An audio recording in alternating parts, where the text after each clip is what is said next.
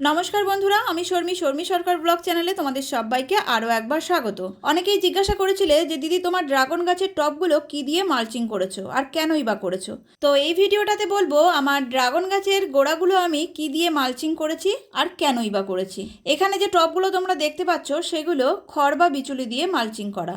এছাড়া আমি নারকলের ছোবড়া দিয়েও মালচিং করেছি, আর কিছু এখনও ফলের ক্যারেট পড়ে আছে যেগুলোতে মালচিং করা হয়নি। কিছুদিন পরে তো বর্ষা শুরু হয়েই যাবে, তো আমি চেষ্টা করব ফলের ক্যারেটে যে ড্রাগন গাছগুলো লাগানো সেগুলোতেও মালচিং করে দেওয়ার। এবার বলি মালচিং আমি কেন করেছি। বর্ষার সময় অতিরিক্ত বৃষ্টির চাপে টবের মাটিগুলো কিন্তু টাইট হয়ে যায়, আর যদি মালচিং করা থাকে তাহলে অতটা টাইট হয় না, মাটিগুলো একটু হালকা থাকে। টবের মাটি যদি একটু হালকা থাকে তাহলে শিকড়গুলোও ভালো থাকবে, আর শিকড় ভালো থাকলে গাছও অনেকটা হেলদি থাকে। তোমরা যদি চাও এভাবে মালচিং করতে পারো, না করলেও এমন কোনো প্রবলেম নেই। তো ড্রাগন গাছগুলোকে একটু ভালো রাখার জন্য একটু কষ্ট করা, এই আর কি, এছাড়া কিছুই না।